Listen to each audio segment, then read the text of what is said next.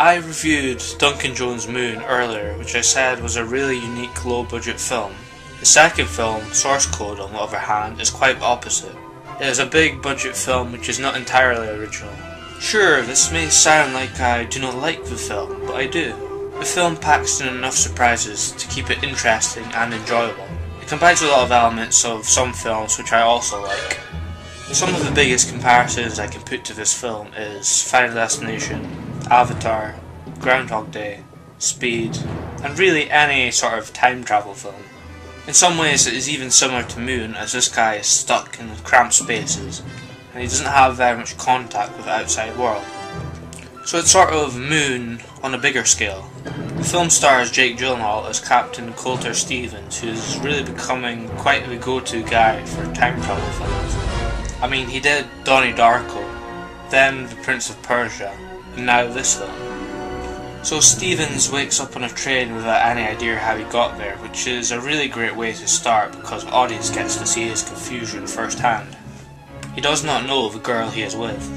He goes to look in the mirror and it is not himself he's looking at, which makes me think of Avatar. The train then blows up and he wakes up in a small pod.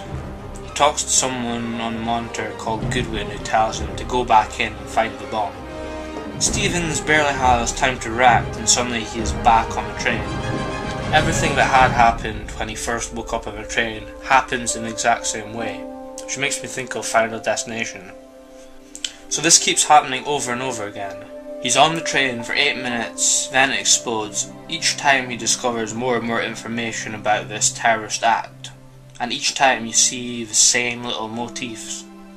You think that it would get boring to see the same section over and over again, but each one has a different feel, and once you get to know the different beats that have to happen, the editing becomes a lot tighter. Like Groundhog Day, Stevens knows exactly what's going to happen, and he knows that there's no consequences for any of his actions, so he has a bit of fun with it. There are some really funny moments in this film where he is impersonating authority figures and getting confrontational with anyone he believes to be the bomber. The funniest moment is when he follows some guy like a stalker and this guy gives him some really odd looks. These funny moments break up the tension of the bomber. The other moments where he is scattering about trying to find the bomb and the bomber reminds me very much of Speed. Stevens goes through many changes in this film. He starts off confused, then his military background kicks in, and he clinically focuses only on the mission. And then he falls for this alternate world and the girl he knew nothing about, and he really cares about the people on the train. So all in all, I really like this film. All the elements which I said were like other films were films which I liked anyway, so I kind of liked spotting all the different similarities and nods to other films. To be fair, there were a few original twists which I didn't see coming, and I knew a lot of people didn't like the ending, but I think it works. It might be a bit too Hollywood happy ending for some people, but I like it because it leaves it open-ended, as in this type of story could happen over and over again. I think that this is a great addition to writer-director Duncan Jones' films, and I'm curious to see what he does next.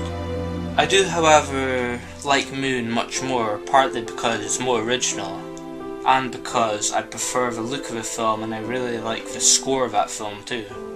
I think that Source Code is underrated and may fade into obscurity as time passes, while Moon will ultimately remain more memorable.